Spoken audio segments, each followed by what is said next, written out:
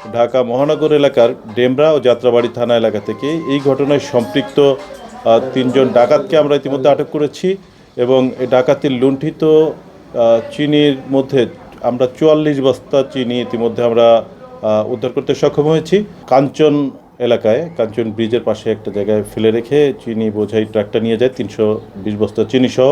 রূপগঞ্জ থানাধীন Asian highway Golakanda এলাকা থেকে একদল ডাকাত তারা ডিবি পুলিশের পরিচয় দিয়ে চিনি বোঝাই একটি ট্রাক ডাকাতি করে। এখানে তারা ডাকাতরা চিনি বোঝাই ট্রাকটি নিয়ে গিয়ে ওই ট্রাকে থাকা ড্রাইভার এবং হেল্পার তাদেরকে কাঞ্চন এলাকায় কাঞ্চন ব্রিজের পাশে একটা জায়গায় ফেলে রেখে চিনি বোঝাই ট্রাকটা নিয়ে যায় 320 বস্তা চিনি সহ।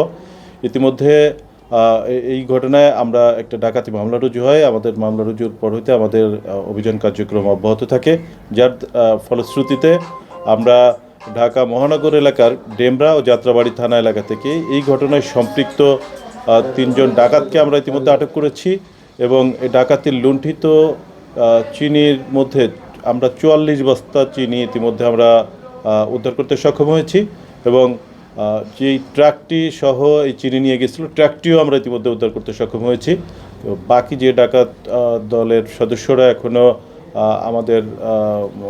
আমরা গ্রেপ্তার করতে পারিনি, তাদের গ্রেপ্তারের যে অভিযান এটা অব্যাহত রয়েছে। ইতিমধ্যে তারাও গ্রেপ্তার হবে এবং আইনের আওতায় আসবে অচিরেই ইনশাল্লাহ।